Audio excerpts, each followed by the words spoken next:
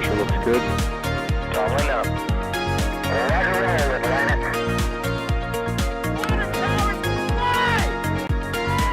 Flight downside of speed off.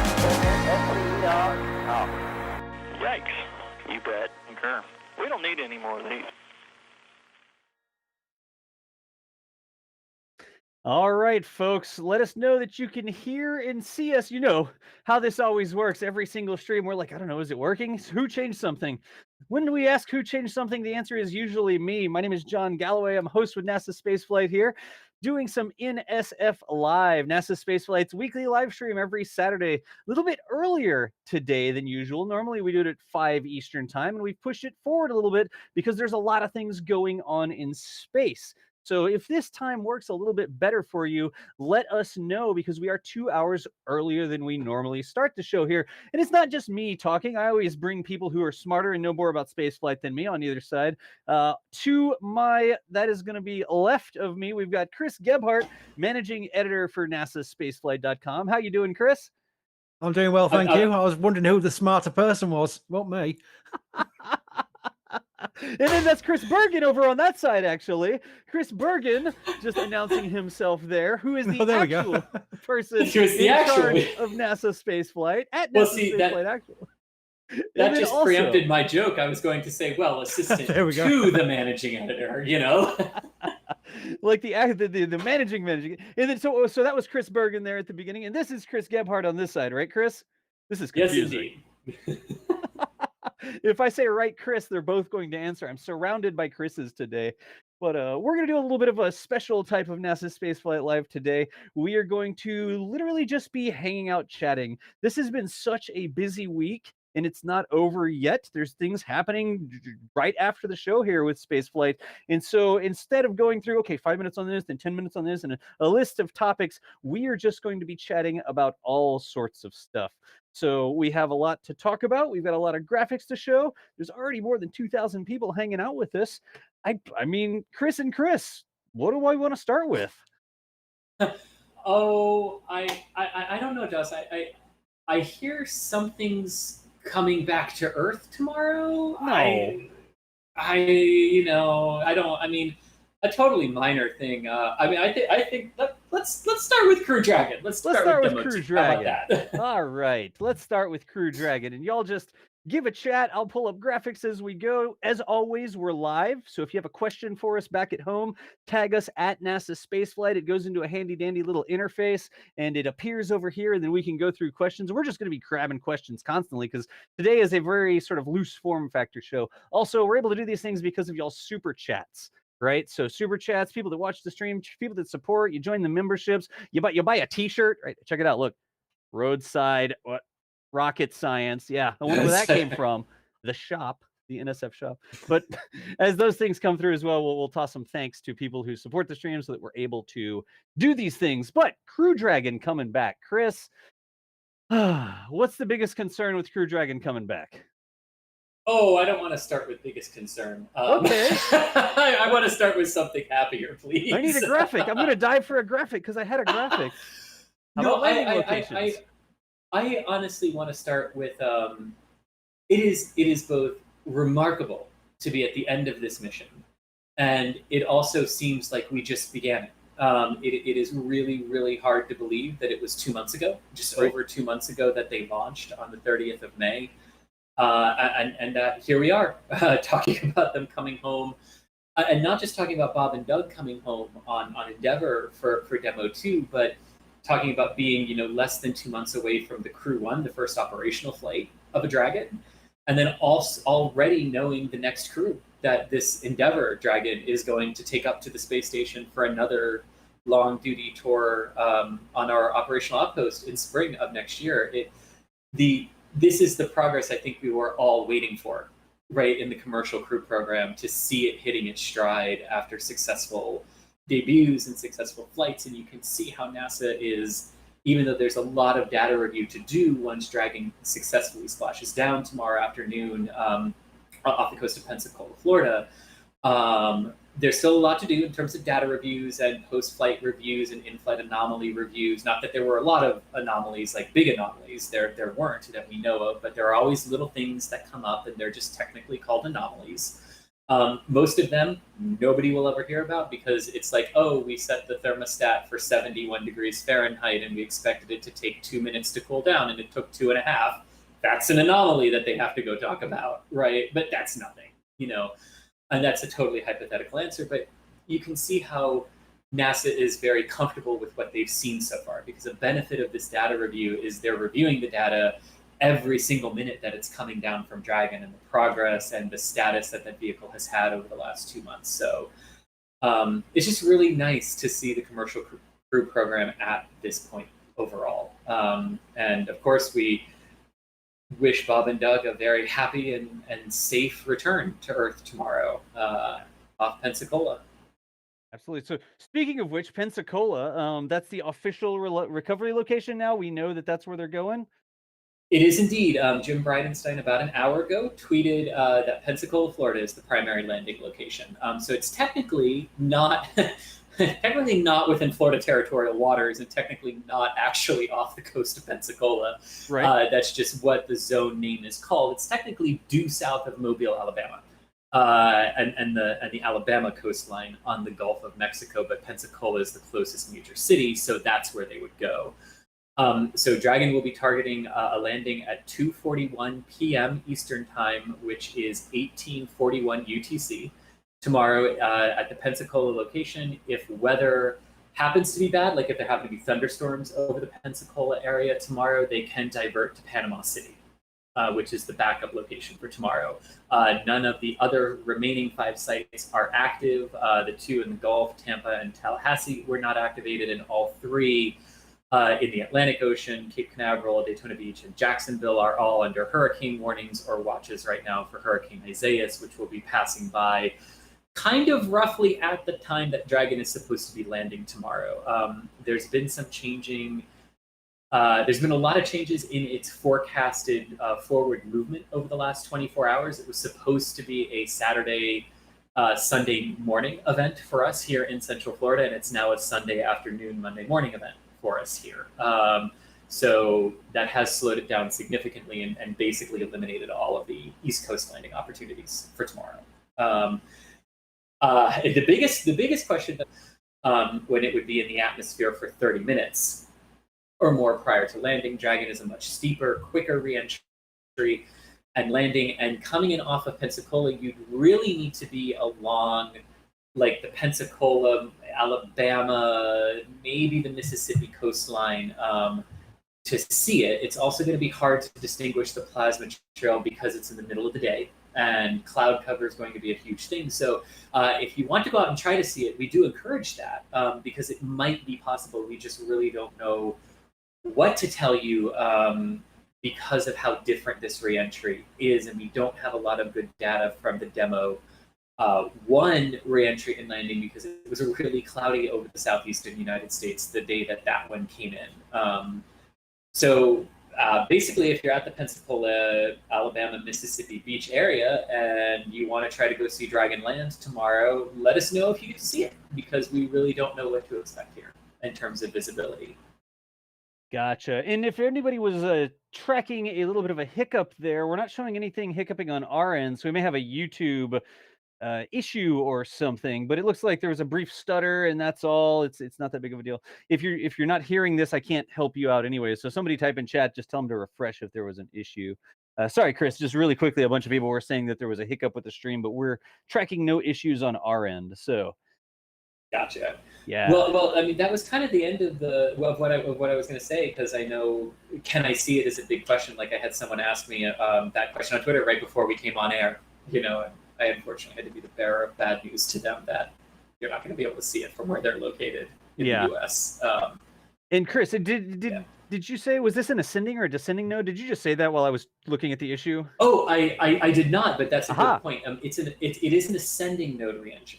Ascending. So they will be coming in over Central America and over the Gulf of Mexico. So it's not like Demo 1 where they'll be coming in over Canada and the continental U.S. and coming down. They will be coming in northeasterly trajectory. So they'll be Okay. coming in from the southwest if you're looking at it from the landing site. I'm going to draw this really roughly, but for DM1, Yep. descending means I'm just going to explain really quick. Descending means it's sort of coming down across the United States here in the United States, right? It's actually the inclination, yada, yada, yada. But DM1 sort of landed like this, right? And for Yes. this actual test, it's going to be an ascending, which means it's sort of going from south to north instead of north to south. And it's going to come up, again, these angles are not exact, but it's going to come up like that, correct? Exactly. Pretty close. So Exactly. if we were on a descending node and you were in Mobile, Alabama, Hattiesburg, Mississippi, Jackson, somewhere like that, you may see it coming like this. But since it's an ascending node, it's coming up over the ocean and you've got to be in Central America or somewhere in the Gulf of Mexico for the spacecraft to cross over you. I track these things personally because I'm up here in Charlotte. It's off the screen up here a little ways. But if we get a recovery over here on the Atlantic side when there's some nice weather and it's a descending node trajectory, I'm going to be outside with a live stream camera, the big P1000, pointed at the sky and see if I can't catch the capsule as it comes over me. Again, my angles are not correct. Don't say like, oh, John Drew was driving over Columbus or whatever. Like I'm just sort of twiggling on the screen. All right. Not to scale. They're not painted, whatever. Anyways. Yeah. Yeah, and again, what makes this difficult is that even people in Central America for whom it will track right over, it might not be an entry interface yet, because entry interface, the moment when it hits the Earth's upper atmosphere and starts the plasma stage of reentry, which is about 121 kilometers up, it's a much, much steeper reentry than what the US was used to for 30 years. So it's not a long ground track that you have the ability to see it on. Gotcha. So what's going on? I mean, whenever they went up there, there was this big thing about this capture the flag. Have we got any new news on the whole flag? What's going on there? Can I butt in now because it's my turn about the Sure. flag? I've Yes, been jump fascinated in. by this because we all want to get the crew home safe. We want the ship to come back without any major issues that will allow the next mission to launch on time. Then we know we're in a routine of returning or have returned US domestic crew launch. That was lost when Atlantis landed on STS-135. STS-135 included Doug on that mission, and a flag was placed on Nerd 2's catch to show that was a sign. It was capture this flag. Say, there's a flag in his hand there. That flag was placed on there to say for the next US crew to come up after we've retired a shuttle, you can capture this flag. And it's just brilliant. And it was either going to be Chris Ferguson with Starliner or Doug Hurley with Dragon. And Doug's won the race to capture the flag. That flag also flew on STS-1 with Columbia. That flag will fly again with Artemis around the moon. That flag has got some major, major history behind it. And I think it's just a nice visual cue of both the gap and the success between Shuttle and Dragon Endeavour. I like the idea of the 100%. flag because it's not like, oh, we're just gonna go and put something there, then we're done, right? The flag is sort of a symbol of this is a normal thing for us. We didn't just go once and then yes, good, yes, we put a boot print there. No need to go anymore. It's almost like a commitment to we took it to the station, we brought it back from the station. Artemis is taking it out to the moon. I want to see the flag go to Mars at some point. And I know there's a little bit of a oh, it's a United States flag. This is a worldwide endeavor. Yada. I mean, I get that, but I like the fact that it's some sort of token that's almost like a traveling gnome now. I want it to go to all these cool places where we are. Maybe setting up shop isn't really the right way to say it, but sort of, right? Does that make sense? Yes. As a non-American, I can say there's nothing jingoistic about an American flag, especially with the spaceflight program. We've all been grown up with spacecraft and rockets with a big American flag on the side of it. That is synonymous with rockets and with spaceflight. And when you go into deep space as an international effort, you can still take an American flag with you. It's not against the rules. It's not some PR stunt where you can't fly this flag anywhere, like in some Hollywood movies where they remove the scene because they thought it was too jingoistic. It's ridiculous. It's a perfectly good symbol to take with you, and everyone else can take their flags with them as well. Make it your mitre. You can do it without being insular about it. I think the problem was when the Artemis spacesuits came out, we all knew to be white spacesuits, but for some PR reason they made them red, white, and blue, which that's where it gets silly. Go with a flag and just don't worry about what people think, because especially when NASA's leading the project, they're paying for most of it. Take your flag with you. Gotcha. And you know, I think that's what you said, right? That it's become a symbol of We didn't just go because we could and then sort of lost sight of the benefit of staying, so we just kind of gave it up, right? It really, to me, is like, I don't know, like, to me, it became a promise because of how it's been used for the last 40 years of what Gene Cernan said when he left the moon on Apollo 17. We leave as we came, and God willing, as we shall return, with peace and hope for all mankind.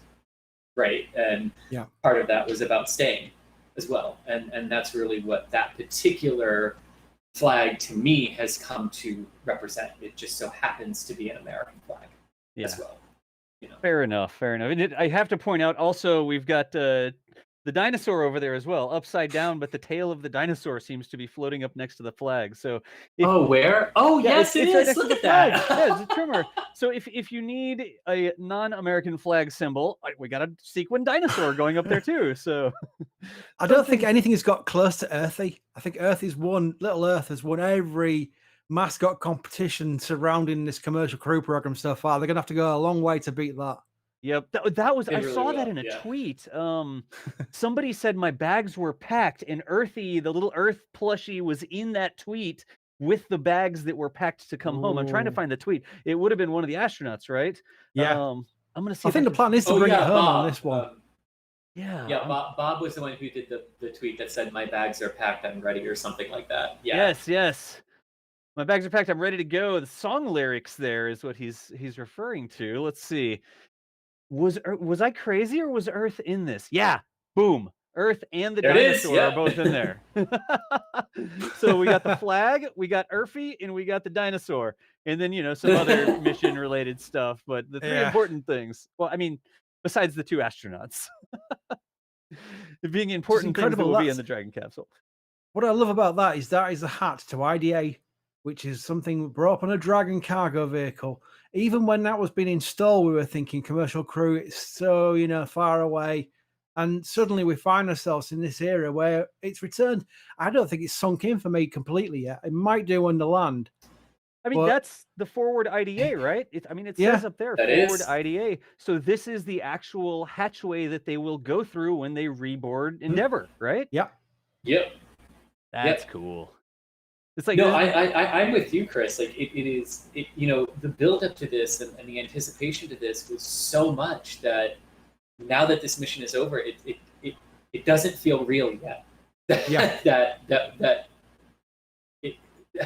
we're almost there. Like we're so close to having an operational spacecraft again to carry crew.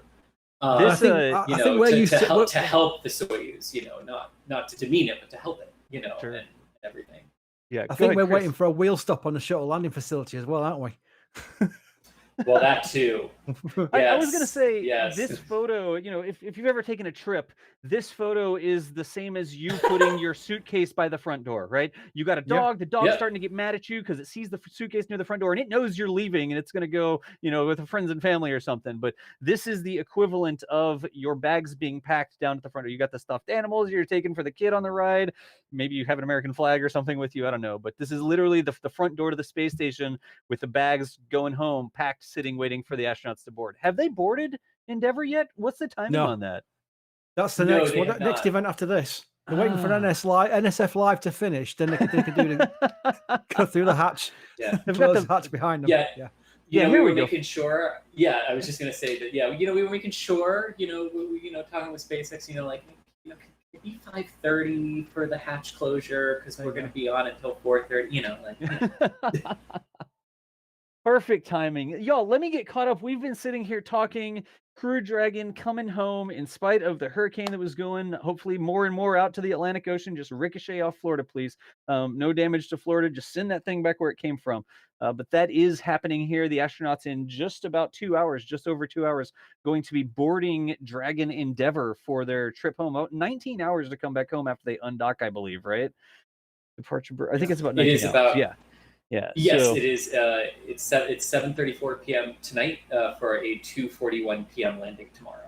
You guys could scroll down and find that 2:41 p.m. right there off Pensacola. We said, and I didn't say this earlier. This tweet I posted it up in chat, but this is from Gavin over at the SpaceX Yes. Fleet Tracking Station. I did post this in chat. I'm going to put it up one more time because if we use a tweet like this from somebody who's not in SF, I do like to make it so y'all can click on this and actually find this yourselves, right? So there's the link to the SpaceX Fleet. So you can go and like that tweet for us. Yeah, definitely follow him. He's Gavin. He's a very, very good at Yes. tracking all these SpaceX fleet ships. Yep, absolutely. Which, case in point, a lot of the East Coast SpaceX fleet, the fairing catcher ships and the support ships, are in Jacksonville right now, harboring up there from Hurricane Isaias. So, yes. So they sort of ran up the coast to Jacksonville. Jacksonville's a little bit further north. They're normally at Cape Canaveral, which is going to be right in this area. Yeah. And so they went up the coast. Yes, they did. Yeah, because Isaias is predicted to pass a lot farther to the east of Jacksonville than it is to Cape Canaveral. Right? I had an opportunity. It's actually anticipated to just miss Cape Canaveral right now. So let's hope. So let me grab this. We've been talking about DM2. We've been talking about the astronauts coming home with Dragon Endeavour and all their bags being packed. And there's a ton of super chats and memberships that came in while we were doing that. So I'm going to run through some real quick. MD, thank you so much for the super chats, you say. We appreciate the support there. Rough Riders Show. Rough Riders, every time we go live, you're tossing in like $4.99 or something like that, like clockwork every single time. I know that our stream is live because you've done a super chat, so I appreciate that. Thank you so much for the super chat there, Rough Riders. We've got Vlex26, another name I recognize there. Let's get the super chats going. Thanks as always. Thank you, Vlex. And then Moldy Space Industries, another. Just basically every time we go live, we get some super chats from Moldy Space. So thank you there. We got Parker Imri. Thanks for all the awesome coverage. I'm attempting to capture the Astra launch tomorrow. This is a question in here. What's the best way to share pictures or videos if you succeed of the Astra launch? What are the Chris's? Y'all want to catch that? Yeah, so Astra is launching from Kodiak Island, Alaska, tomorrow. I believe. Let me double check that. I believe it is tomorrow. Yeah, I know their launch time just changed. It's deeper into the afternoon now. Okay, so their launch is tomorrow at 10 p.m. Eastern, 7 p.m. Pacific. I would say like the best way to share your pictures of that. I know a lot of us will be eagerly waiting to see pictures of that. I mean, Twitter and social media, make sure your watermark is on it. Yeah, big right. Time, on that one, and yeah, I mean, I know we'll be eager to see those photos and everything. But I would say social media, Chris, would be one of the best ways to share it for the wider audience. If you get some great shots or something, tag at NASASpaceflight. Like, make sure we don't miss them. Because if you put them on Twitter, then we can see them, and we'd love to see whatever you get if you're up there in Alaska and can see Astra go. Some memberships came in as well. Ron Gum, thank you so much for the membership. And then CPU 2K6, thank you as well. And I believe one of those was actually CPU is a flight engineer, which is like the maximum level membership you can do. So CPU, thank you so much for the flight engineer there. Yeah. Thank you very much. Absolutely. Yeah. So again, we don't want to make our show all about just constantly calling out super chats, but we're able to do the shows because of y'all's support. You show up, you tweet the stream out, you chat, you ask great questions and stuff, and you support us financially. So we're able to pay for all this because of y'all's support. So who's got 2 thumbs up and like streaming? That's me, and I can do it because of y'all. So sort of wacky there. What are we talking about next, y'all? Somebody save me. Well, I think we've got a lot of questions here too, right? Right, Doss? That came in over that first conversation. How about some good ones about DM2's return? All right, I will speed run some of these because some of them we actually sort of answered while we were going through, right? So let's see. Richie166 asked, do we know what the visibility will be for reentry and splashdown? And we were saying you probably shouldn't expect to see that anywhere on the Gulf Coast. It's an ascending trajectory coming up over the Gulf of Mexico, not crossing any continental U.S. land, right? Yeah. Yeah. And to put it into perspective too, when they did the in-flight abort test back in January, which seems like years ago now, and so far in the past, we could not see Dragon splashing down and landing from its in-flight abort. which triggered much closer to land than what they're targeting as the splashdown. Right. So that's why we're being very honest that we don't think you're going to be able to. But hey, if you want to go out and try, obviously do, and then let us know what how successful that is. But just wanting to help set expectations as best as possible. Yep, absolutely. Let me see if I can grab a couple other quick ones here. Has a landing site for DM2 Endeavour been selected? So the answer to that one is yes. We were talking about that Pensacola recovery location, right? And yes, so if we've already sort of gone over it in depth, I'll just repeat the answer real quick and we'll go to the next question because there's a ton of good questions here. What's the weather look like for the landing? Rob Highfill asked, the weather for the landing looks good. Otherwise, they wouldn't let the landing happen. They published their... they have like constraints, like the wind constraints and stuff like that for the recovery, right, Chris? They do, which is what I'm pulling up right now. Yeah. So they do have constraints, weather constraints. Let me pull that up right now, and I'll shoot you the link. Yes. Yeah, all good. And while you get that, I'm going to keep getting some other ones here. Let's see here. With Bob and Doug splashing down off the coast of Pensacola, are they still going back to KSC? So, I mean, they're sort of close to Houston as well. Do the astronauts go back to Houston from Pensacola, or do they go back to Florida over at the Kennedy Space Center after that? Do we know that one?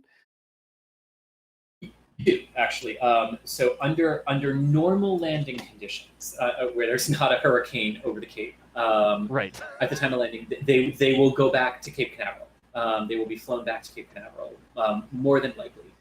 The Pensacola and Panama City landing locations, you're right, you are very, very close to Houston at that point. So for this particular mission, when they land, they'll have their medical checkouts done on, I believe it's Go Navigator is the one that's out there. I think that's what Jim's tweet said, that will recover them. There are medical facilities on board where they'll be checked out, then they'll be flown to Pensacola and an airfield there where a NASA jet will immediately take them back to Houston for this particular one. But under normal conditions, they'll go back to Cape Canaveral first before going back to Houston. Gotcha. And I was able to bring this up with y'all's... Yeah, with y'all's help, I was able to get the weather criteria on screen. So right in here, you can see the recovery criteria for the demo mission. The wind speeds no greater than 15 feet per second. The units are interesting there. Wave period, wave height, rain, lightning, helicopter start and hover test. Wow, pass-fail test to confirm operational capability. I didn't see that one in there earlier. The operational limits of the helicopter, vessel pitch roll, like all those different things. I'm going to link this up. This is a PDF directly from NASA. Yeah, and let me help make that a little bit clearer, because 15 feet per second is not a measurement for wind we're used to. That's the equivalent of roughly 10 miles per hour. 10 miles per hour, thank you. So winds no more than 10 miles per hour, which converts to... about 4.4 meters per second. 16 kilometers per hour. Or 16 kilometers per hour. Yeah, there you go. One of those or the other, Yes. All right. Grab some more questions. Oh, this is actually a really good one. This is from Robert Hobson. Wait. Sorry. I don't think we actually answered that question. What is the weather actually looking like off Pensacola? It's actually looking really, really good for tomorrow. Sunny, clear skies conditions, high of 90, low of 75 in Pensacola tomorrow. No chance of rain. So looking good. Gotcha. Let's see here. This was another really great question that I hadn't even thought about. Robert Hobson asked, when Endeavour undocks, can they return to the ISS if there's a problem? So I do believe they have enough propellant to return to the International Space Station if there's something that made them nervous about coming home. Yeah, and I think I do believe they maintain that ability. Yeah, that's probably going to come down to wind. I can just say that it definitely can, and it works on the same premise as Shuttle did. Right. When the space shuttle undocked, they had enough spare capacity in the propellant to return to the ISS within about a day after undocking. So they did late inspections on the TPS on the final flight day, and if anything flagged up from what was called a damage assessment team, they would tell them to go back to the ISS. They could have done it. So it's the same for Dragon, even though they don't do TPS checks. Gotcha. And I was going to make the comment that it probably really depends on where they are. So after the deorbit burn starts, there's no returning back home. You can't do the deorbit burn and then go back to orbit again and then make it back. Yeah. But up until then, that's probably sort of your go, no go thing. Once you do that deorbit burn, you're going home no matter what. So a lot of time in between the undocking and the orbit burn to make sure that everything's good. And you can bet right now they've already been checking out the Dragon over the last couple of weeks. They've been monitoring the health of Endeavour. They've been looking at it. Didn't they get some photography of the heat shield and stuff like that, I believe? Yes. Yeah. So it's not like, oh, we're going to undock. We better make sure everything's okay after we undock. They've been doing it this entire time. So Yeah. a very good question though. Let me speed run just a couple more. Chris, I can't say that. Chris G, you had some stats. It's the first crewed splashdown in the Gulf, right? Yes, so it is the first crew landing that will occur in the Gulf of Mexico. It's the first U.S. crew landing in the ocean or the sea since Apollo-Soyuz test program landed in July of 1975. Right. And it is the first planned crew return mission globally that will land in the ocean. That's planned to land in the ocean since that. But it's not the first one since Apollo-Soyuz test program. The Soyuz 23 mission, which had to be truncated due to a space station failure in the 70s, or due to a mission failure in 1976, actually came down and landed well before it was supposed to. Landed in a blizzard on the steppes of Kazakhstan and actually landed in a lake. And that was not planned. But that is an incredibly wild story where the recovery teams actually thought the crew was dead, so they didn't actually haul the craft out of the freezing lake until morning, then didn't actually open the hatch because they thought the crew was dead, and then the crew opened the hatch and went, hello. Hello. We're out of vodka. Right. Hi, were you going to open the hatch for us? Yeah, what's happening? But, so it will be the first water landing of a crew mission since 1976. Gotcha. And we'll do one more question here that I was able to bring up. There was a question about the WB-57. So that tracking aircraft, last time we had the other demo come back, we got some IR imagery from an airborne aircraft that NASA operates called the WB-57. Do we know if the WB-57 is going to be in play to watch the crew come home here for DM2? I'm not taking that one because I do know that the WD. Yeah, I do know that plane is used not only just for that; it's used for launches as well. There's some quite famous photographs of what people claim are shuttle launches from the ISS, and they're not. They're from this plane, and they're just so high altitude. But there's also a second plane unit called Halo, which they use to film shuttle re-entries, and I think they'll be using that one for this mission. So I think both assets will be up. I think it's not a question of which asset. They'll put all assets up for this one, especially for the data they'll gain from it. But yeah, that is used for both launch and landing. So it'd be great to see if we get some good photographs from it as well. No mind just the data photographs. Yeah, absolutely. Good deal. So I think, do we need to keep going? We could probably sit here and just answer questions for the entire stream. I can answer another one really, really quick. Sure. It's from Grinson. It's about the weight capability of coming back. I'm understanding that question to mean how much can they bring back from the station with Bob and Doug. There are some biological samples and time-sensitive science experiments that are coming back on Crew Dragon, which will be the norm when Crew Dragon returns, even on operational flights. It can bring home roughly 400 kilograms in addition to the crew. Gotcha. But it's not coming back with 400 kilograms this time, but that's the maximum theoretical it could bring back. Cool. All right. Let's see. Oh, some more super chats came in while we were doing that. Future Martian, thank you for the 25. Let's see here. Such an amazing few days coming up with DM2 return and the 150-meter hop. Thanks for all the great coverage as always. Future Martian, thank you there. He's a regular. Yeah, absolutely. Recognize the name for sure. Astro 6. Let's see here. Astro 6 says, oops, I gotta get it. Let's see, where's it at? Hey, when I finish my astrophysics degree and finally have my PhD, it would be a dream to work with you guys. Keep up all the great work. Astro 6, I don't think any of us have astrophysics degrees, do we, Chris or Chris? No, I flunked out the second year.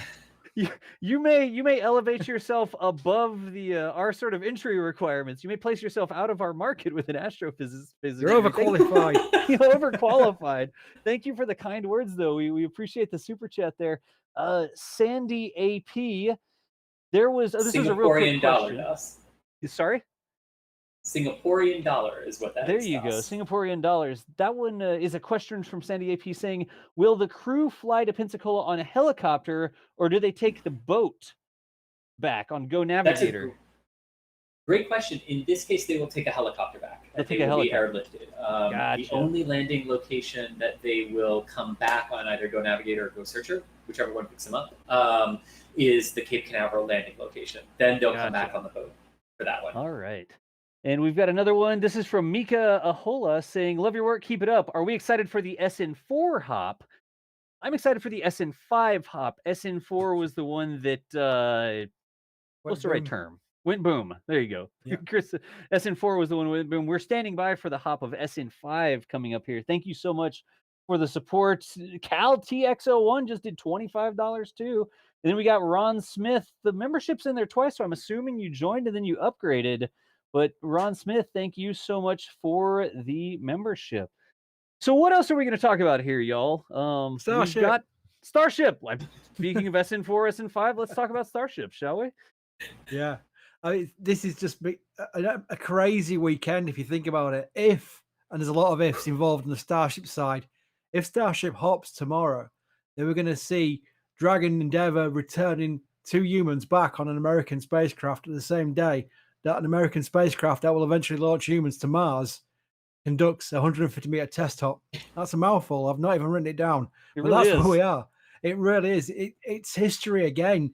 We seem to be going through this stage of historical markers. SpaceX is very much deeply involved in all of them. This hop tomorrow, again, I'm going to put a big caveat on this. If it's tomorrow, there's a good chance it will be tomorrow. So Yeah. I think they'll go for it. But if there's any problems, any sign of a problem, they'll cease it and they'll go for another day. Because we saw with the static fires this week, they had several static fire windows to try and test the Raptor 27, SN27 Raptor, I should say, on the Starship SN5, but they scrubbed several times. So we might see the same scenario again with the hop because they'll need more confidence in the SN727 Raptor, making sure that it can perform for the full duration of flight. So far, it's only fired up for a few seconds. So this is where we need to be careful. They need to be confident Raptor can work for the full duration of this flight, or it might go the same way as Hopper. Remember, Hopper was a successful flight, but the Raptor was giving up right in the final few seconds, and she dug her feet into the ground because any failure sooner than that and she would have crashed. So that's how fine a borderline it is with the Raptor engines right now. Yep. This what we're looking at right now though is not just SN5's test hop. There's so many SNs you're gonna lose your track. But yeah, there's SN8 also being built.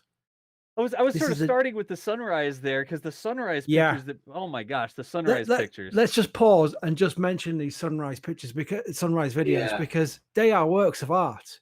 Yeah, they really are. Every time the draw video comes in and we see a sunset to start the video off, we think, great, we're going to watch this. And you could run it on real time. But even on time lapse, it's just amazing. They're like 12, 15 minutes worth of recording. And some of the viewpoints, it's not just it's a beautiful viewpoint. It's the fact that it's where it is. There's a rocket there. There's a test rocket for Mars landings there. And that brings it more into context that we're looking at a new dawn, without being too much of a pun, over a spaceport that will eventually become so famous for what it's doing if SpaceX proceed with the plans. It's incredible. That's what hits me the most, the fact that it's beautiful and what it means. Yeah.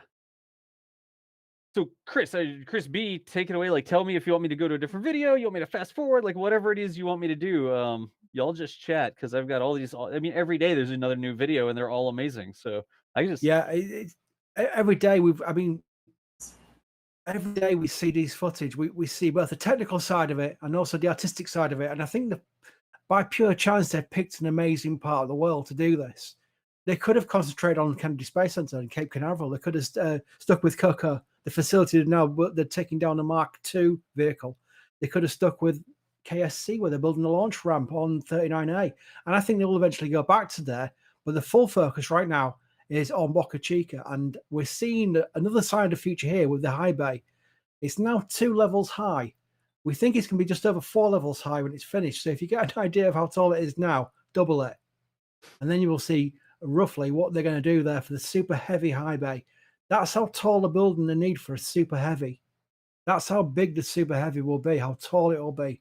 And there's a good chance this building will be finished before the end of the year, maybe within a few months, to allow for the end of the year to see a Super Heavy section be put inside that building and start stacking. And that's when things get serious, because when they start building Super Heavy boosters, we're going to see the full potential of Starship. Not just these prototypes, and I say just, they're impressive as they are. We're going to start seeing the proper rockets, the actual Mars exploration rockets, which I pause because when I'm saying it, it doesn't sound too real, but it is real. It's becoming reality now. And we've seen it before our eyes, thanks to Mary.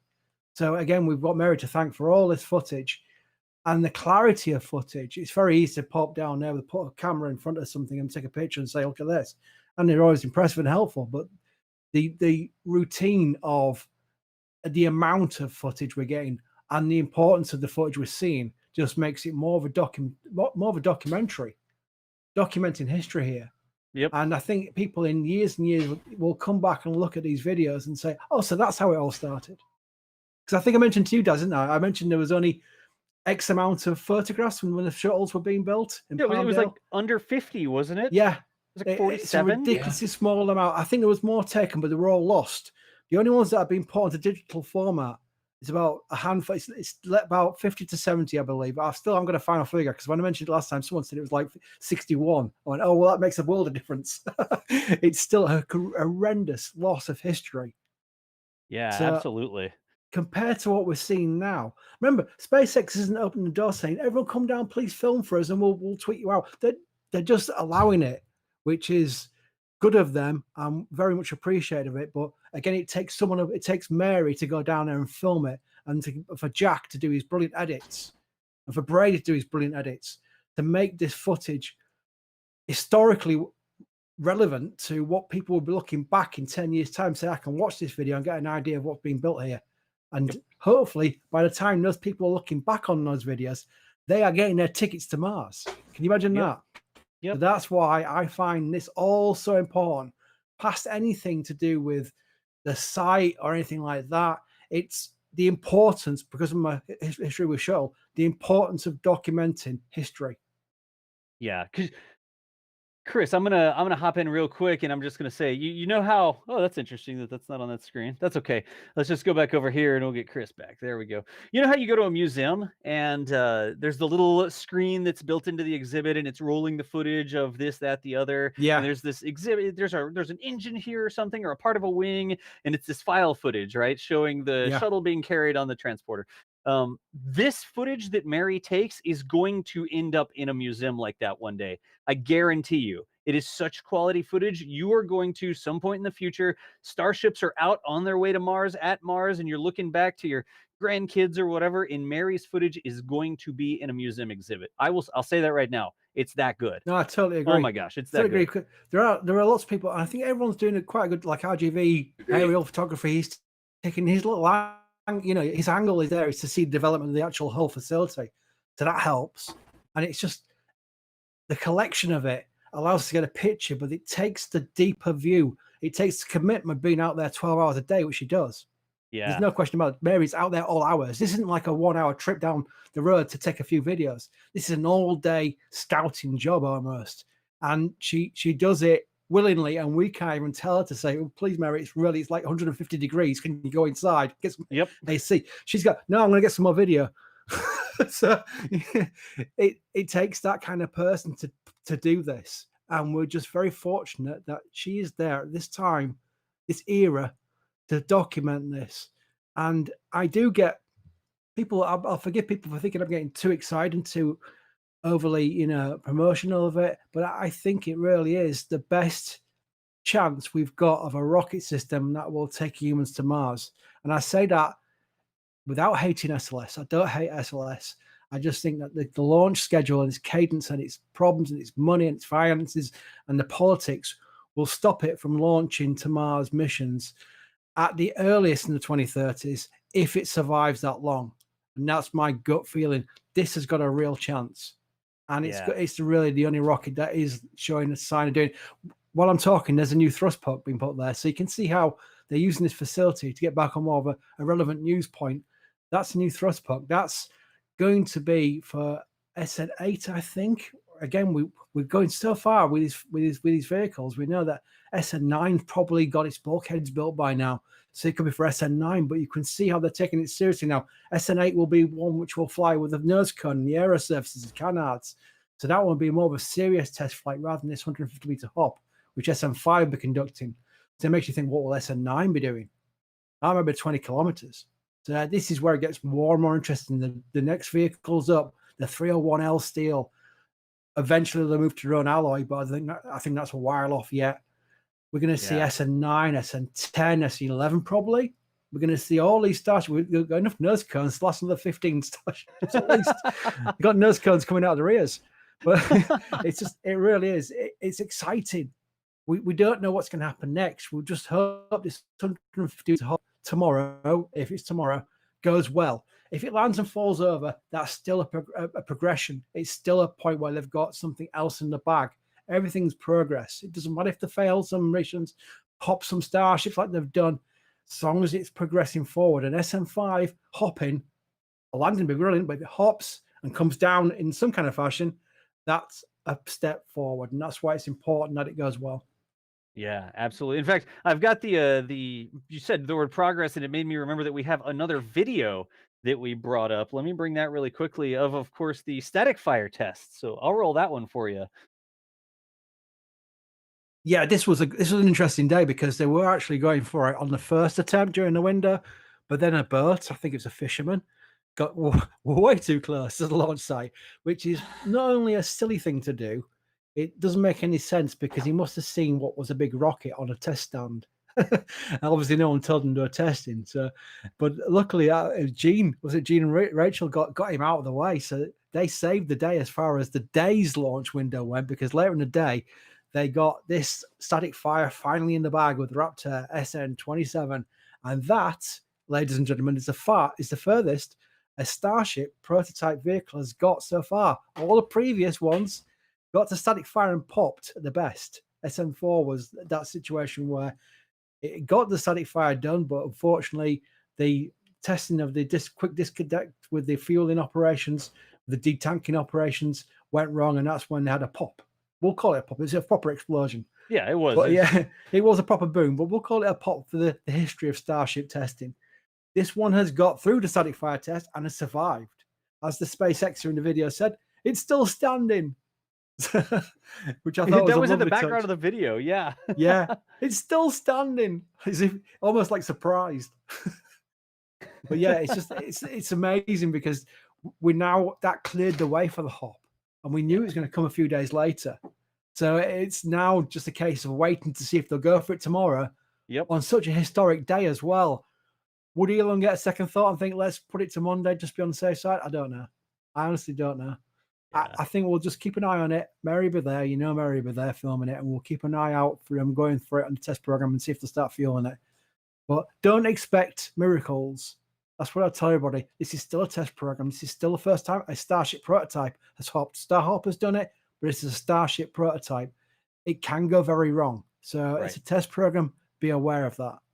Yeah, gotcha. I'm going to switch back over here really quickly and see how we're doing. We were troubleshooting a little bit of Chris has that hurricane passing him in the Gulf, or not the Gulf, on the Atlantic Ocean there. So Chris, we'll give this a try. And like I said, if we continue to have video issues with you, I'll switch you over to your static picture. But that's what we were sort of switching some cameras around really quickly there, y'all. But yeah, I also wanted to switch over here so that we could see the static fire because the flames coming out to the side. And this was off the raw footage here, right? This was off Mary's camera. So Mary does a great job of both live streaming and also doing a raw recording of it. So it's a great thing to do because then Jack can put his little tricks into action where he does all his slurmers and his tweaks and twirls, things I don't understand and I never will, but he does a great job with it. So it's just great to have that secondary, non-live, almost like a review of it. Yep. So I love that. And that video, I think it's got over 110,000 views. So yeah, it's 133 right now. Wow, there you go. Yeah. So I just I like the fact that subscribe for more. Yeah, subscribe for more. Nice. I like the fact that we record these locally because we stream it, right? We want to see it live as soon as it happens, but because of where Boca Chica is, we can only get so much bandwidth, right? We can only stream Yeah. a video of so much quality, and we do a good job of that. But the raw files that we get they're like 5 or 6 times larger, so you get that much more detail in the video. You don't have any stream encoding or double encoding where it has to hop here, then hop here, then hop to your home. It's like straight drinking from the fire hose, I like to call it. So when we get these videos, it's fantastic. We always have the live stream, so you see it 5 seconds after it happens in the real world. That's our normal stream delay. And then we get these full quality local raw recordings in that just have they look fantastic. So once again, massive thanks to Mary for running multiple cameras. It's 2 cameras, it's 2 tripods, 2 things to look up with, broadcast gear over here, sets of batteries you have to switch out, like all these things that you do. Mary's out there doing it twice. So you can never And say in like thank you 100 enough. degrees temperatures as well, which I could not do. We had 90 degrees in England yesterday, and I was out there for an hour, and I thought, this is ridiculous. So how she Yeah. does all day in even higher temperatures, I don't know how she does it. I do not know how she does it. Yeah, absolutely. How you doing, Chris G? You still with us? I'm still with you. I'm baffled by the video thing because nothing on my end is showing anything wrong. Yeah. I just want to make sure I had audio from you there. You can hear me, yeah. Yeah, we got you. We're still hearing you. We're just getting some frame dropping from your video on occasion. So don't sweat it. It is what it is. We know you've got a challenging environment out there and a hurricane. Let's see.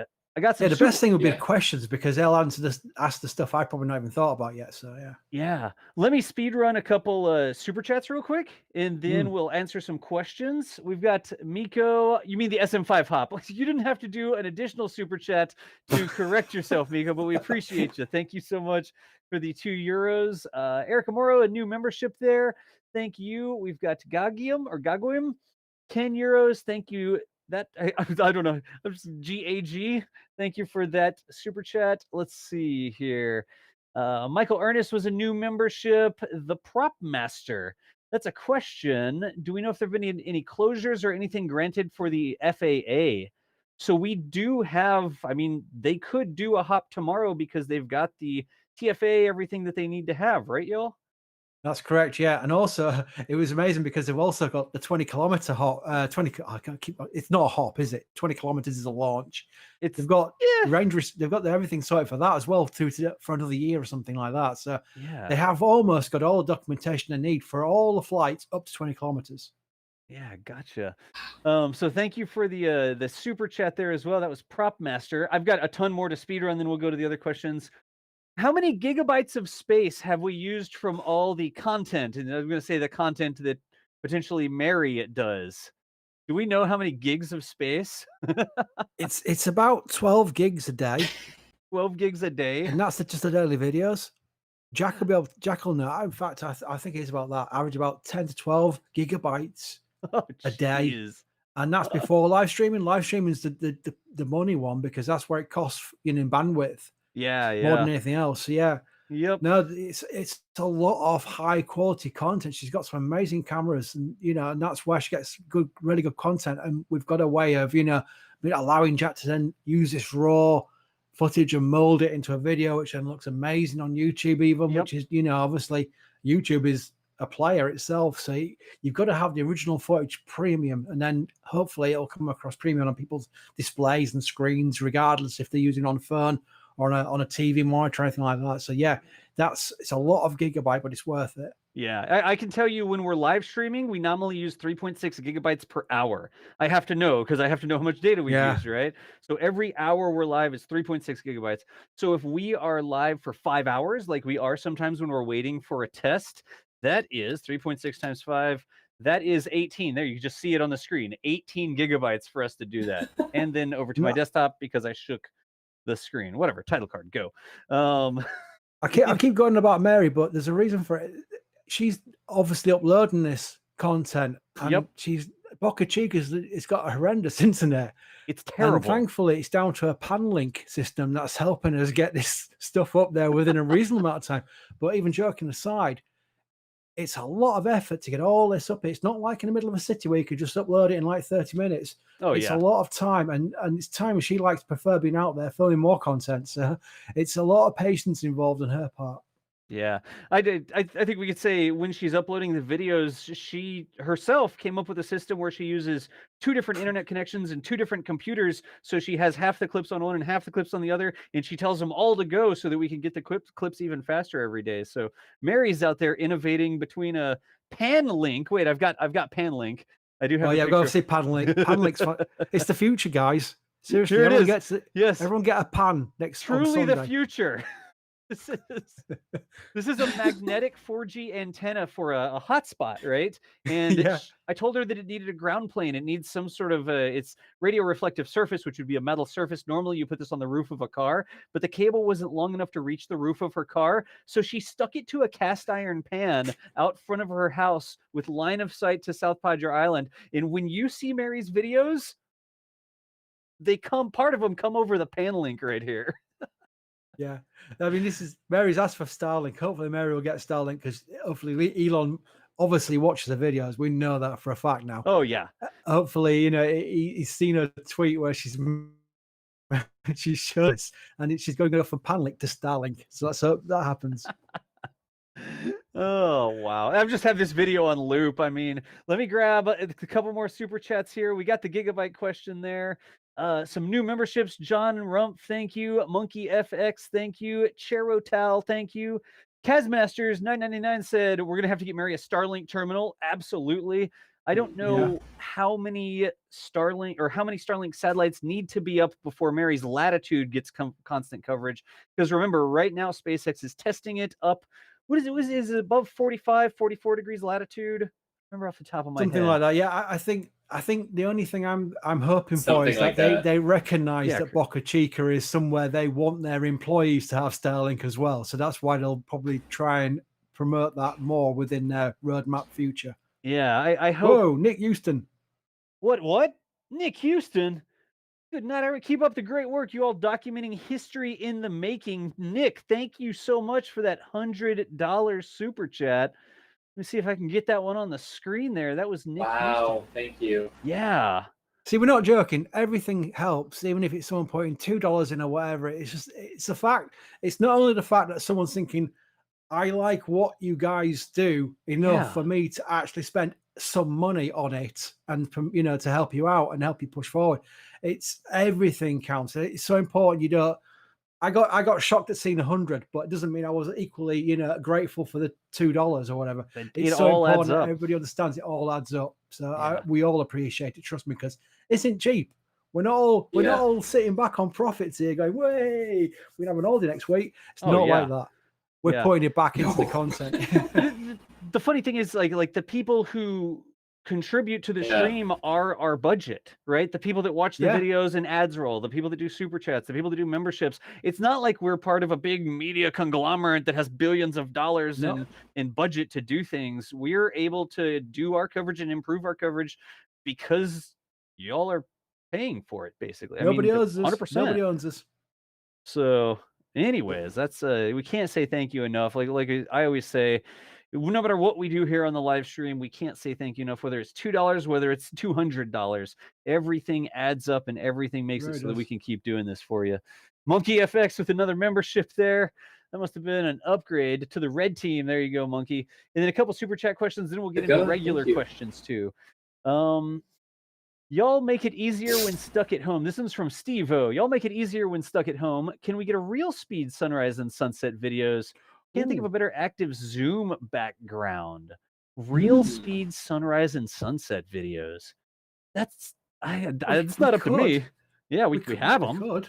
Yeah. It would just be getting them posted. I'll tell you what I'll do, right? I will put a full length sunrise into the membership area. Hear me out, don't worry. And if everyone goes, that was really great, that was cool, I'll put one on for everyone else as well. So like a regular, just I'm not advertising the memberships here, but that'd be awful. You want a sunrise? I'll test it out. I'll see if it works on the way you put it onto YouTube without me going to Jack saying, "Jack, help," and we'll go from there. So yeah, we'll trial it, and if it looks good, we'll put one on for everyone. Yeah, That sounds like a good plan right there. And thank you for the question. Again, another thing that we're always improving on is y'all's feedback. So if you think something would be good, you think this 3 o'clock time works better than the normal 5 o'clock time, you think that it would be good if we had, this, that, or the other, let us know, because we read chat, we see things. Like, we know, we read the comments, as it turns out. Play the song from The Lion King. So true. Christopher Burke, thank you for the super chat as well. R-Man ISK15, thanks for the content, NSF. This is David England with the mass simulator. This is a super chat. That much weight at the top, if the hop goes off course just a little bit, it could be very bad. Stability of navigation is very important. That's something they've thought of. Like, the whole reason that they clear the area, the whole reason that they do all this is because they've thought through what happens, how much fuel is in there. It goes out of control. We can't control the Raptor. What could possibly happen? That's why they have these exclusion zones, right? So certainly they've thought about with the mass on top, or even without the mass on top. Remember, it's got fuel and oxidizer in it. It's a giant flying bomb. It's something that they think about, right? Anything to add on that, Chris or Chris?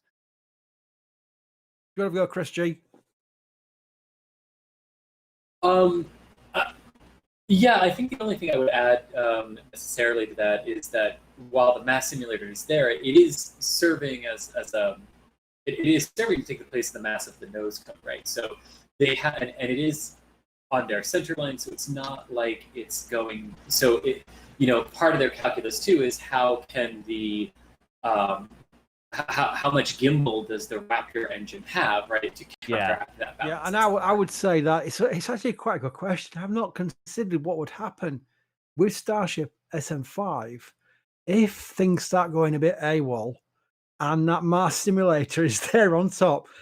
You can imagine the way it'd pull it over. I've got some weird mental images in my head of what effect that would have having a real top-heavy Starship and the Raptor, say, hard gimbaling and being stuck on the TVC. Yeah. You know what? They've got to try it. They've got to try it with this mass simulator on to basically get an idea of what it'd be like with the mass of the nose cone and the canyards and the internals of the nose cone going forward. So they've got to do it, and let's just hope that doesn't happen where it starts going wayward. Yeah, gotcha. And y'all, you may have noticed I just switched Chris G's camera over to the static camera here. Looks like there's some massive internet issues out there today. So again, it's something that we were always trying to improve on. We will certainly see if we can't get Chris G a little bit more stable out there. So Chris, just continue going through. I've just turned off your camera and we're just listening to you on audio only, okay? Perfect, sounds good. All right, good deal. So let's see here. I keep trying to get caught up with the super chat queue, and every time I get caught up and go over to some questions, I'm going to take a regular question because we never want to just be about, only people who super chat get their questions answered, right? Let's just hit this one really quickly. When is the 150-meter hop? When can we expect to see that? Do we know? What are the options there? No, some sites are putting a time on, which is not right because we don't know a time yet. We know it's tomorrow between 8 a.m. to 8 p.m. I believe the window is. It's a long window tomorrow, basically. We don't know when they're targeting within that window just yet. Technically, you target the start of the window. That's what you normally do, but it's very rare. Any event SpaceX has planned for Starship testing has happened at the start of the window. They've tried for it, but it's never actually occurred. So we'll see. I think we'll know better when we get the tradition of what's called roadblocks, where the sheriff blocks off the road, they have pad clear, not necessarily in that order, and then they have fueling operations. So yeah, we will get an idea of when they're going for it at least. Also, I would suspect there will be the 10-minute siren from the police, like they do for the static fire test, because they will want to warn the local residents that there's the potential of an explosive detonation. That sounds too dramatic. There's the potential of an overpressure event, shall we say, of a Starship failing. And just to answer a question, yes, the mass simulator does make it more stable when it's launched anomaly. The problem I was talking about is the TVC locks the gimbals the Raptor, and she goes sideways. That's when the mass will take over. So that's what I was meaning by that. Just quickly answer that question. I'm hopeful that they will get some idea of when the launch will be from Elon himself. Hopefully he'll tweet something. Hopefully he'll say, right, you know, we're a historic day today. We're bringing Bob and Doug home. We're also targeting blah blah time for SN5's hop. If he wants to make a big deal out of the dual event, so I think he will say something. I think we'll get an idea of it. If not, we'll watch the roadblocks. Yeah, absolutely. You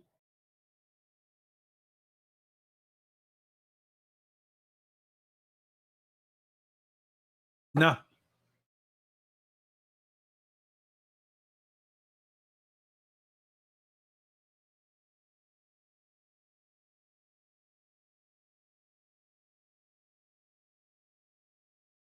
Of these two things, I can see them wanting to take advantage of that. I can also see them not wanting to overshadow Bob and Doug's return.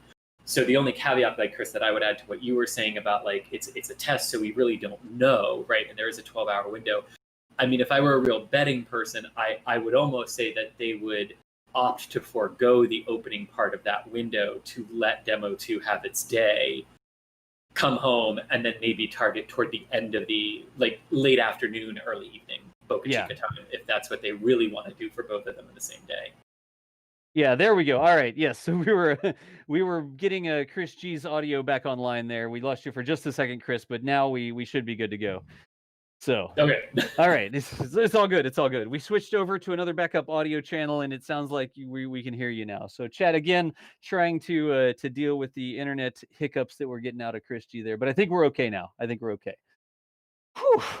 Okay. More questions here. And I don't know. I mean, we have about 22 minutes left in the show.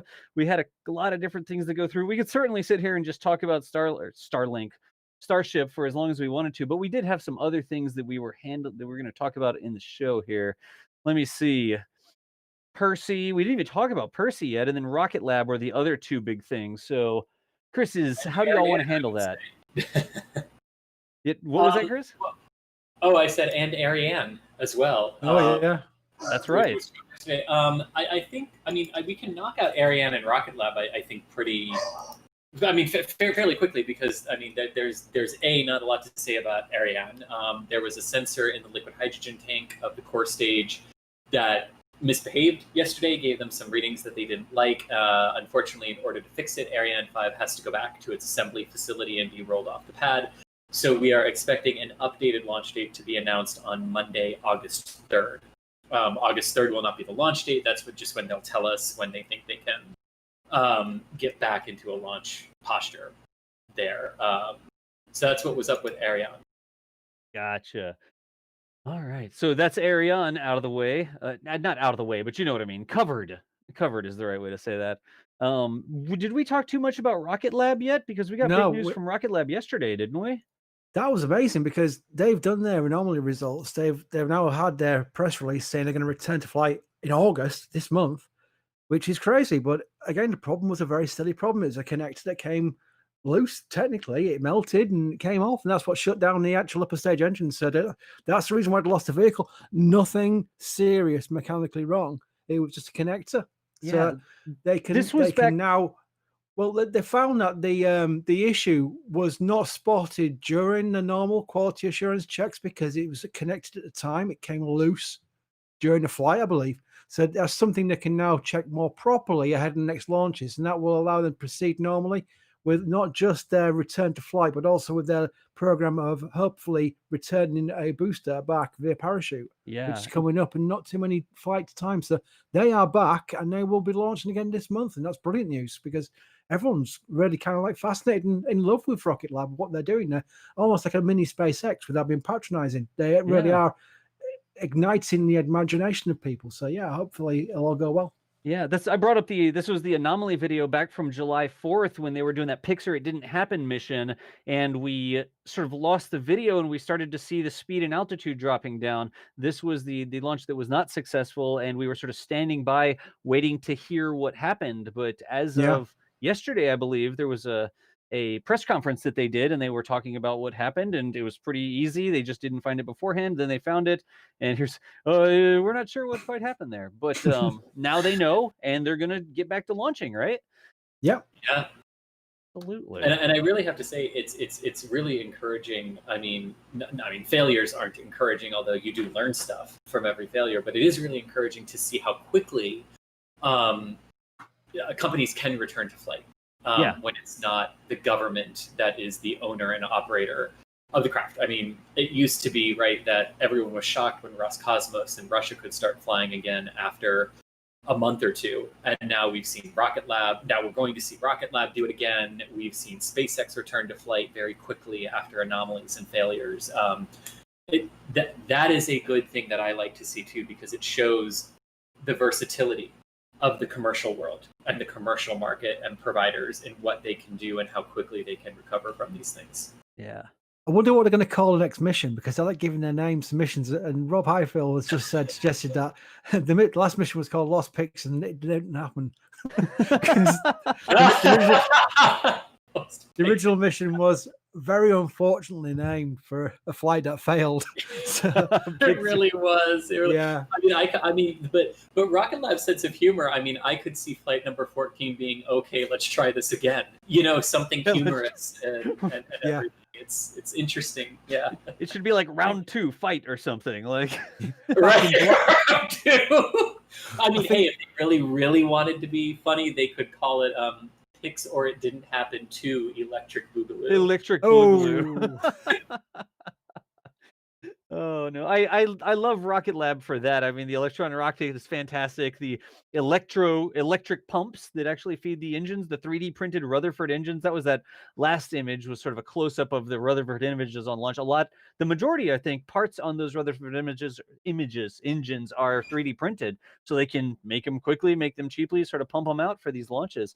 I love them, and I love their sense of humor with their mission patches and their naming and all that sort of stuff. So yeah, I'm always pulling for Rocket Lab. Their secret villain lair launch facility in New Zealand that literally looks like there should be armed guards, like with submachine guns around the outside.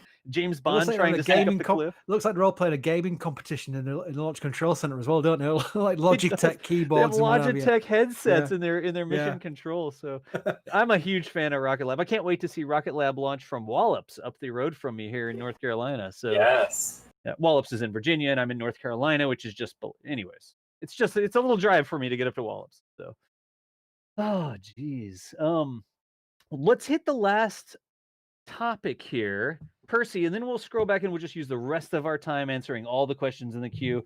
So many super chats continue to come in. I am way behind in super chats, but let's grab Percy here and talk about what's going on with Perseverance, and then we'll use the rest of the information, the rest of the time we have to answer whatever questions in super chats we have. Sound good? Sounds good. Sounds good to me. All right.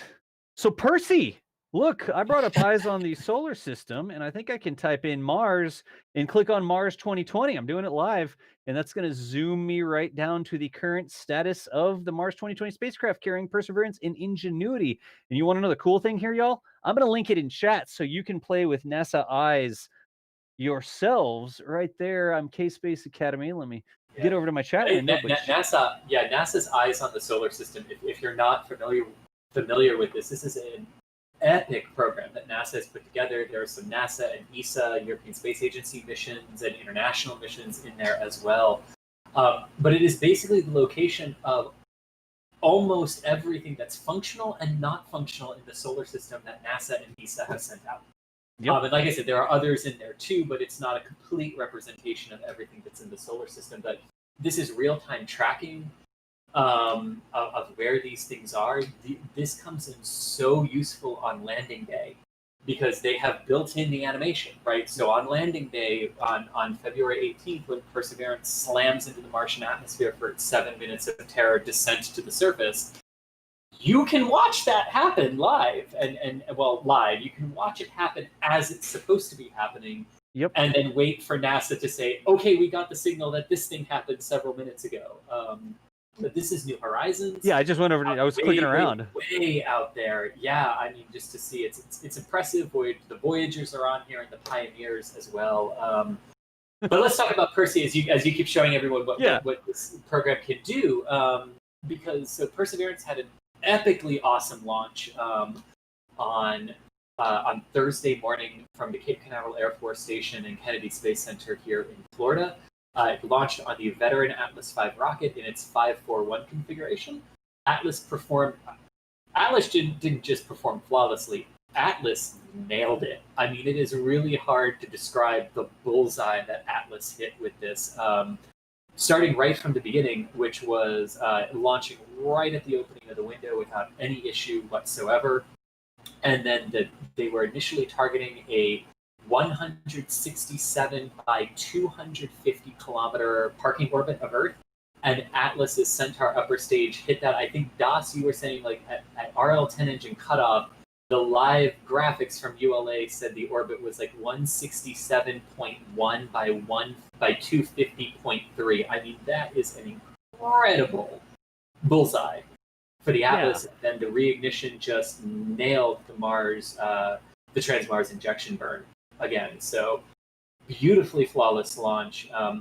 They're ending the Mars season, actually, for us. Perseverance was the third of the three to go after Alamal from the United Arab Emirates and Tianwen-1 from China. They'll all be arriving in February at Mars. Perseverance will be the only one that attempts landing for its arrival. Both Alamal and Tianwen-1 will enter orbit of Mars first, and then Tianwen-1 will deploy its lander on April 23rd.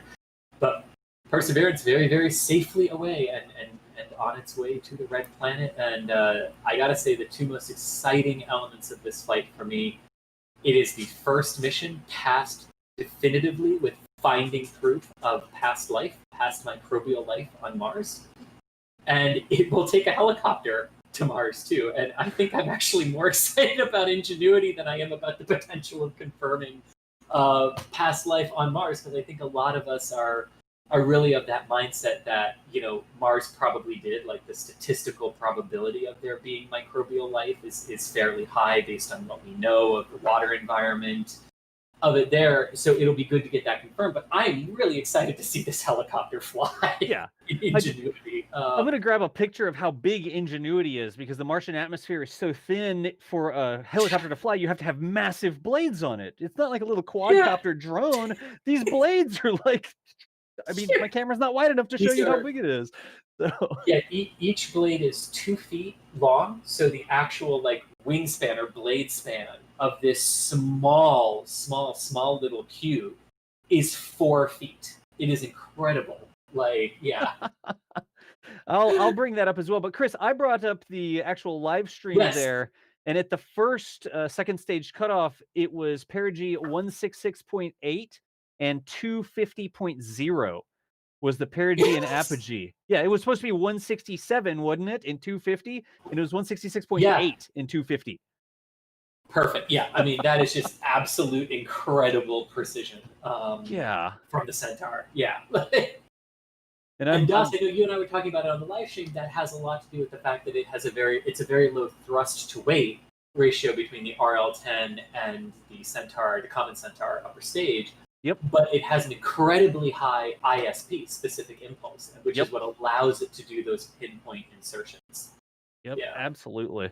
And the control systems on it as well, just to be able to fly that thing exactly to where you want it. Because remember, the more accurately you drop the spacecraft off on its trajectory, the more fuel the spacecraft have. And that doesn't really work with, I guess, Perseverance, because it's going to land on Mars. That's its deal. So it needs to have enough fuel to make sure it's going to hit Mars. But you get into something like New Horizons or some spacecraft, and you can extend the mission because you put that spacecraft on such a precise trajectory. The fuel the spacecraft was going to use to clean up its trajectory now gets used to extend the mission. So when we talk about how accurate it is, it's super important to make sure it's on the right trajectory, but you can actually extend this life of some missions just by the rocket doing a more precise job of dropping it off on its way, right? And that's true even closer to Earth with some of our geostationary communications satellites, some operators of which actually opt for more expensive rockets at launch, like adding additional solid rockets onto the Atlas or utilizing a Falcon Heavy instead of a Falcon 9. Yep. So that the rockets themselves can actually do what's known as a direct to geostationary orbit insertion, where the rocket can do all of it. Right. We don't normally do that because the satellites usually have the propellant built into them, right, to raise their orbits up to geostationary orbit, but the rockets can do it too, and that extends life. Yeah. Absolutely. So I certainly look forward to Mars 2020 arriving at the red planet February. Help me out, Chris. 18th. 18th. February 18th, 2021. February 18th, And 2021. while NASA has not, I don't believe NASA has released yet what the Earth times are. This is so weird, but what the Earth times are for that landing. But they have released what the time will be at the landing site when it arrives, and it'll be 3:45 p.m. local solar time at Jezero Crater when Perseverance touches down. Gotcha. And that's that 7 minutes of terror, right? It's like 7.5 minutes from the time it hits the atmosphere to the time it 6 minutes 50 seconds. 6 minutes 50 seconds. There you go. 6 minutes 50 seconds. And that's the Mars will be so far away from Earth that it will take longer for the signal to get home than it does for it to hit the atmosphere and then either land or not. I mean, it has to land. It's either going to land successfully or it's going to land unsuccessfully, right? But we don't know. Exactly, but it will land one way or the other. It's going to touch Mars. Once they put it on the trajectory, it doesn't have an option to wait, no, abort, just go by. So there was nothing that mission control can do at that point. JPL, once it gets to entering the atmosphere, it's not like, oh, send it a new command, try to rescue it at the last second. The delay that it takes us, we send a signal and it takes more than 7 minutes to actually reach Mars at the speed of light. Spacecraft will already be doing whatever it is doing at that point. So hopefully down safely, ready to launch a helicopter in a couple months. So anyways, let me snag some super chats here, and then we will get through as many questions as we can. When we get into this sort of mode where we don't have timings or anything, we just talk. We're all space nerds. We love covering this stuff, and we just sit there and talk. So let me grab the super chats, and then we'll get some questions. Andy Mack, thank you for the membership. Jack Fisher, $10. No one comes close to your coverage. Thank you so much, Jack. We appreciate the kind words there. Vincent, thank you so much for the super chat. Tom Ray in there as well. We've got David Lee. Nicely done, gentlemen. We've got Controlled Chaos. You're working on a video for your channel and you're asking about, could you use our video? You can certainly message us, but you do need permission if you're going to use any of our videos on any channel. We have very specific rules on how those things can be used. So send us a message. We have email addresses and stuff like that. And you can certainly ask and get more information on how you could license our footage that we have. Let's see here. There is a Dougal saying, thanks for all your hard work and numerous live streams and videos. They're the highlight of your day. Dougal, thank you so much for the support and the kind words. A couple questions coming through here. Dog Cruz asked, for the SN5 hop, is Mary going to have to be further away? We haven't gotten any specific guidance on exactly where she'll be able to be yet. Right, Chris? B? Yeah, we don't know yet, but the thing is, Mary always follows the outside the roadblocks, so she's always in the safe area, always within the legally safe area as well. So, because as we saw the range violation with the bird, that was just obviously because they can't use like an Air Force restriction. They can't have a proper area exclusion zone. The police can, but they can't police everywhere. So they do the land part, but the water part is different. Luckily, Gene and Rachel know where to go, but that Fisher boat didn't know where to go, and that's why you got to be careful. But from a safety and legal standpoint, she's always as far away as she needs to be. Absolutely. Thank you. Good question. We always want to make sure we're looking out for Mary's safety, and we haven't gotten any official documentation saying this will be closed or the roadblock will be here, but we will definitely keep you tuned, and we know Mary will probably be as close as you can safely get to bring us some live footage of whatever happens with SN5. Here is another one about SN5, and we're sort of transitioning into questions here. This is a super chat from Proper Sensitive asking something. I can't see it anymore. I think it was about testing the legs. So have they tested the legs? Have we seen them deployed? We covered this in a previous live stream, so I'll just speed run it really quickly. We're sure that SpaceX has tested the deployment mechanism for these sort of hidden legs. SN5 has these legs that tuck up underneath the skirt, right? And we know for sure they're bound to have tested those legs out back in the tent when they're installing them, making sure they can deploy, they undeploy, whatever it is they do. When it's on the pad, however, the structure that it sits on, the frame actually blocks the extension of the legs, it looks like. So there's not really a way for them to extend while it's sitting on the pad. Chris B, is that correct? Does that sort of match with our understanding? Yeah. Okay. Obviously, the legs you can't see because you're inside the skirt. Right. Now, Starship SN5 is on a launch mount right now, a test mount, and she's bolted down. That was for the static fire. They're unbolting her now, and I wonder if they've got spaces inside the mount to allow for leg deployment testing just ahead of the actual hop itself, or if they're confident they've done enough testing on it for the hop to actually occur, and the legs will pop out anyway. I think there's not a lot to them. They're just literally going to pop out, and that's to help redundancy and area things like that. So I'm not too concerned about if they do any further testing or not. I think if they get to the point where they're actually going to have to deploy the legs after a test, I think they'll class that as a win as it is already.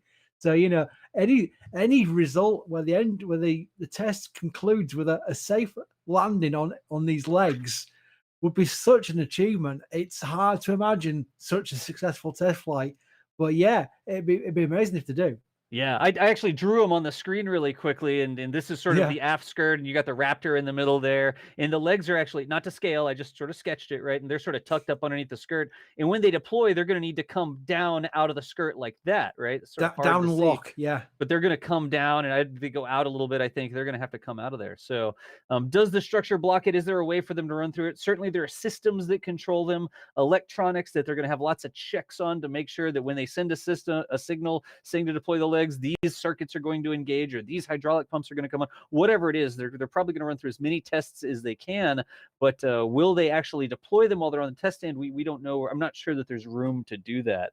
But no, that's but again, I think it's a case of just drop and lock.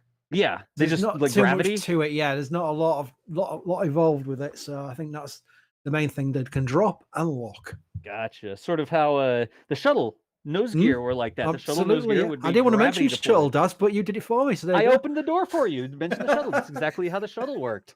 So Yeah. they were just sort of held up, and then when they released I was them, they behaving. I was fell down. keeping quiet. Yeah. Oh, and then one last thing here, RMan24. Do we know anything about the do we know anything about the Starlink delays? So Starlink's sort of waiting in the wings for all these other missions to go, right? Do we know anything about Starlink timing? Yeah. I could take that one. Yeah, go.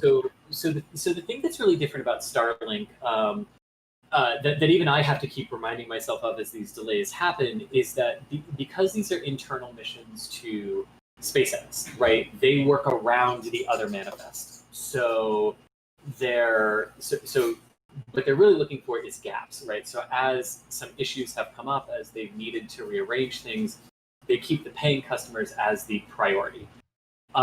We do know from something that the Argentine Space Agency said about SAOCOM being delayed for something regarding the range and time that SpaceX needed with that. That opened a slot for the 9th Starlink version 1 mission, which right now is no earlier than the 6th of August, pending how quickly Hurricane Isaias can pass the Cape and pass Jacksonville, where the fleet is currently safe harboring from the hurricane. Gotcha. So we will see about that. Yeah.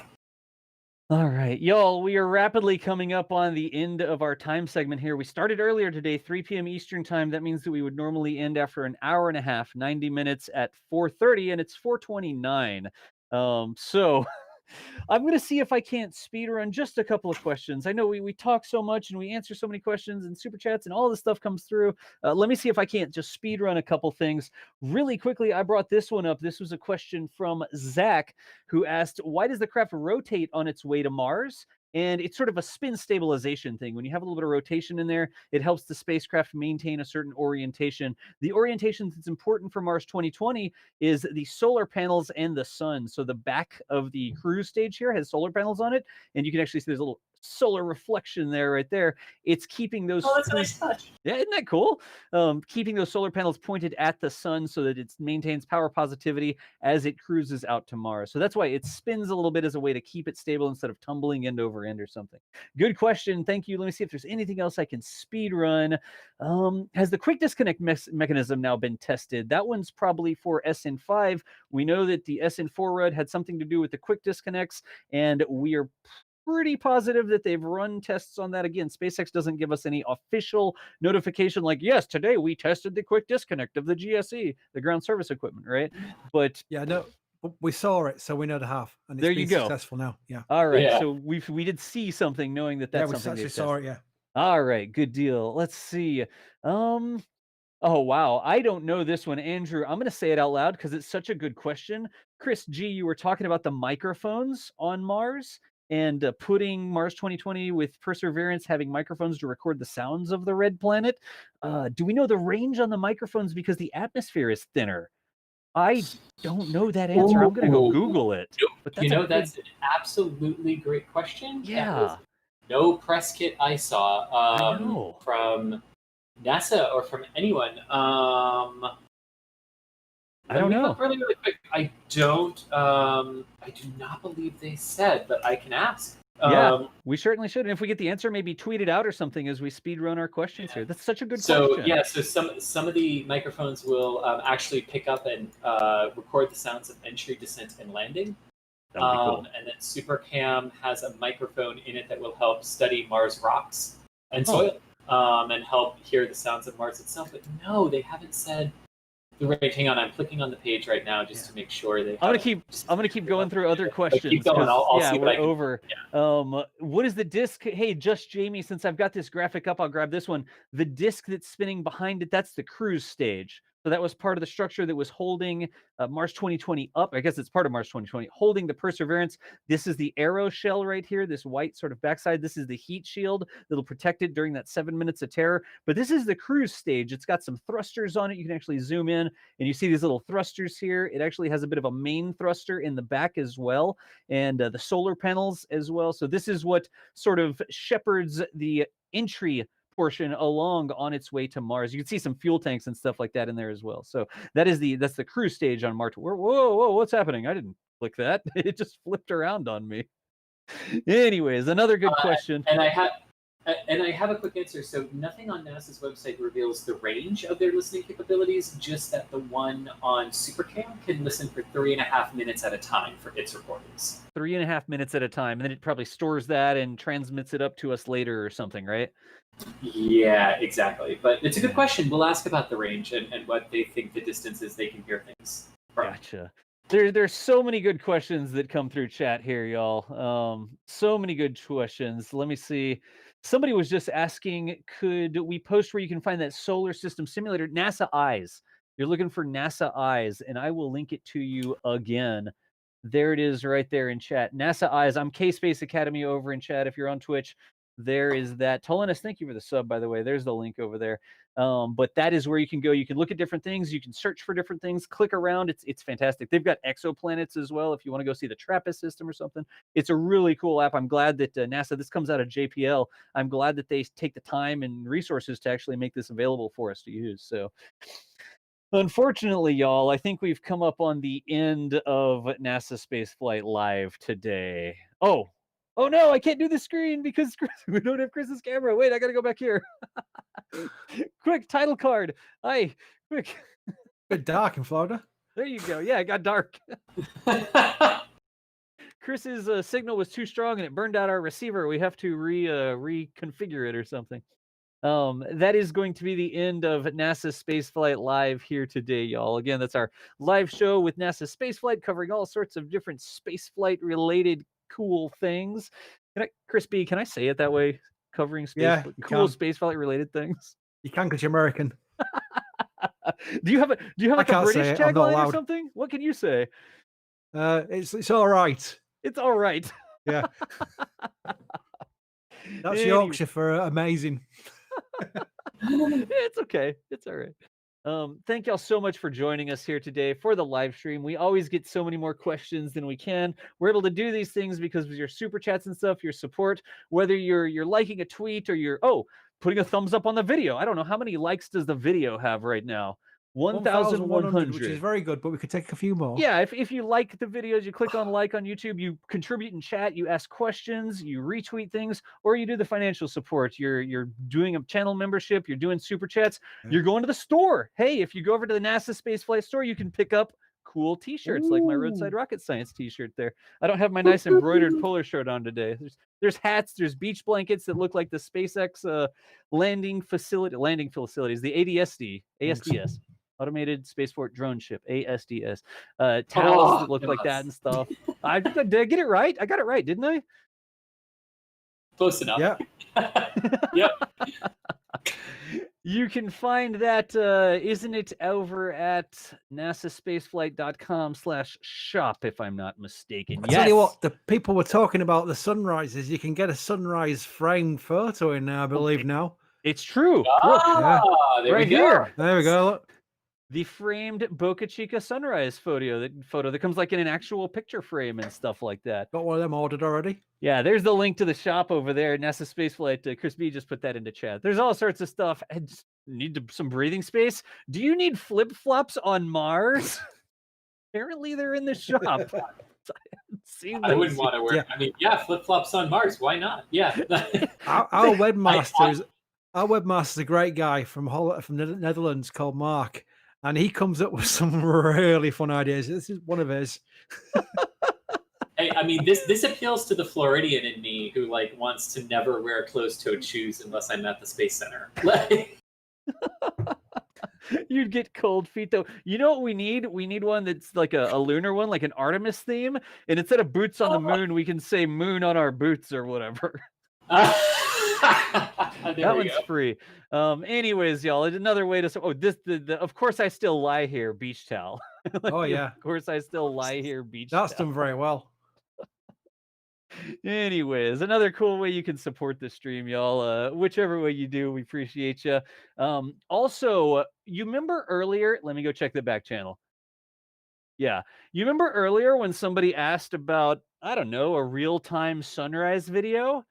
In about the next 5 minutes, Jack is going to be uploading a real-time sunrise video. I think I don't see over here if we're going to put that for the members and see.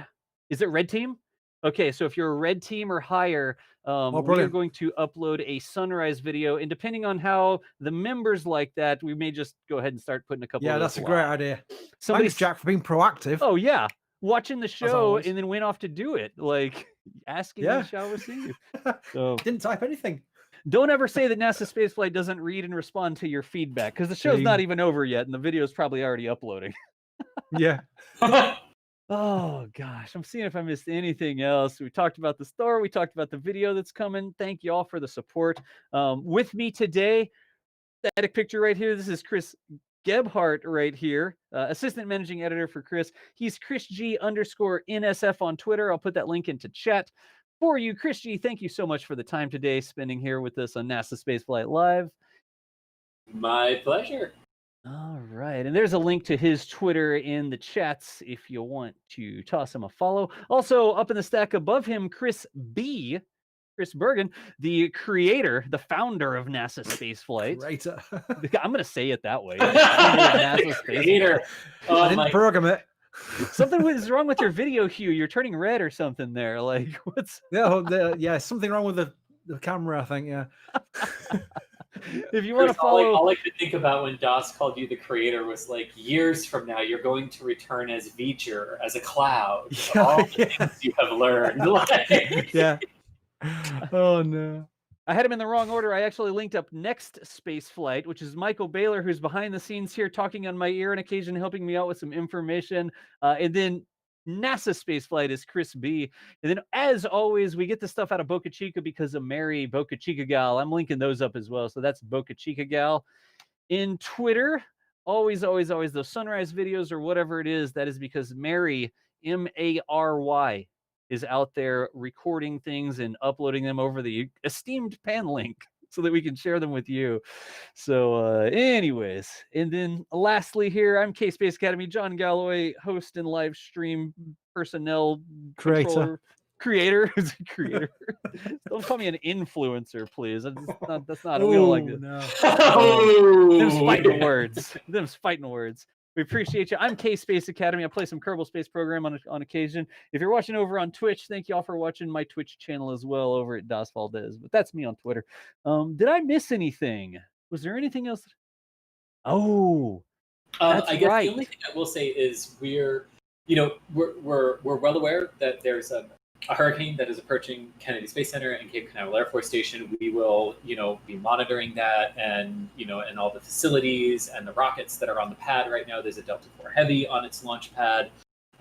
There's a lot of satellites and everything at the Cape, so we'll be watching that. Right now, it doesn't appear that it's going to be a really bad situation, it looks like the center of circulation will stay offshore right now per the paths, but obviously we'll be watching that to see what happens, and as soon as we know what's going on, we'll let you know. Absolutely. And speaking of the things we do at the end of the show, since we have like 10 minutes ago, I said we reached the end of the show, and here we are. Thanks to all of our members, our launch directors and flight engineers. At the end of every NASA Spaceflight Live, we put your names on the screen, and it updates in real time. So you see CPU 2K6. You went to flight engineer during this stream, and this is an interactive scene that updates in real time. One of these days, somebody's going to somebody's going to go to a membership level while the scene is up, and we're going to see if it actually updates in real time. But we appreciate everybody who makes it possible for us to do this. But for now, we are going to go ahead and shut down our show today. Look for us tomorrow, Sunday, August 2nd, right? Yeah, August 2nd. If SpaceX starts to close the road and we start to see the tank farm go active, we will go live and see if we can't capture the hop of SN5. But that's our next planned live stream here on the channel. If you need to get back to the channel, you know how to do it. Sub down at the bottom, click the little bell thing that allows you to turn on the notifications. It'll make your phone go off, etc., etc. If you're a member, you can join the Discord. I'm actually working on some stuff that'll allow us to put live stream notifications in Discord, so you never ever miss what's going on. And then all the Twitter links that we put in there, follow us on Twitter. Guarantee you somebody in that list of Twitter links is going to put out a link or 3 or 4 anytime we're live and have something that you don't want to miss. So with that being said, thank you very much for joining NASA. We don't even need like an outro tagline or something that's like, and this time tomorrow we'll be watching SN5. I don't know. Thanks for watching, y'all. Hopefully we'll see you tomorrow and see a hop of SN5 with SpaceX. Later, nerds.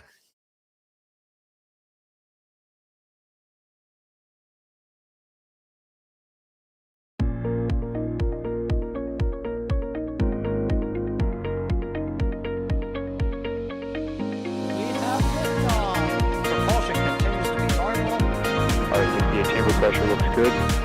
Following up. Roger, roll, Atlantic. Water towers, fly! Flight downside, SPD off. Yikes. You bet. Concur. We don't need any more of these.